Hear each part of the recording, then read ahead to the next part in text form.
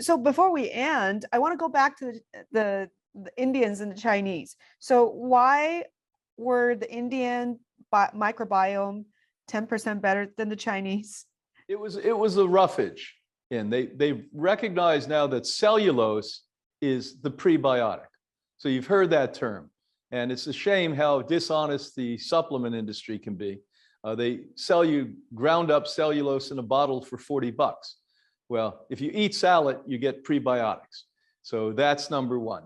And so we now realize that the three pillars of the entire microbiome in the intestinal tract require cellulose and chlorophyll, which we mentioned for the antiseptic effect, and phytochemicals that are in here, and phenols that are in there in their raw state.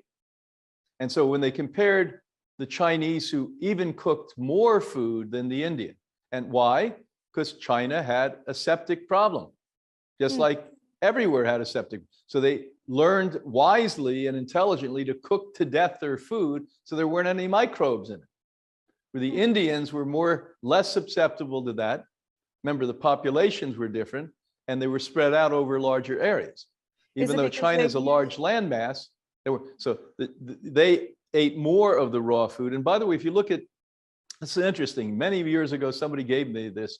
They said, look at the traditional Hindu ideology on food. It was raw food. And they adapted, they changed, because as population grew, remember, China and India, the two most populous countries on the planet Earth, they're living on top of one another, as you know. And so what ended up happening is that they adapted the cooking food, because they started to realize when Mary ate the raw cherry out there, she died. They didn't know why. They didn't, Pasteur hadn't come yet. They didn't know it was a microbe. But the fact is, they knew, hey, we better cook that thing, because death kills everything.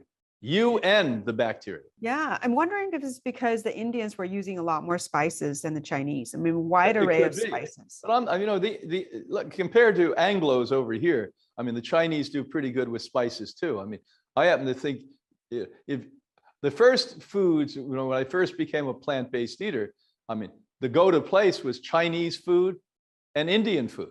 That was it.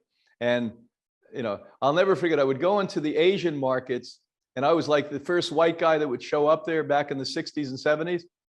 And they were so excited. Back then, tofu was so cheap. You know how much tofu was a pound? 10 cents. Oh my God. And they would give me an extra 2 pounds. So for like $1, I'd have enough to eat for a week. 12 pounds of tofu. Oh my goodness. It's amazing. Yeah. So I mean, and look at, it's not China, mainland China, but Indonesia created tempeh, which is actually a pretty good food. Yeah, it's delicious. Yeah. It's delicious. And by the way, if you ate it raw, not that many people do, it has good, healthy bacteria in it. Because even though they cook the beans, they let life and culture come back into it. So it has healthy bacteria in it. Okay, I'm going to try that next time I make a big salad. Yeah. Oh, you love it. It has a meaty taste to it. Yeah, yeah.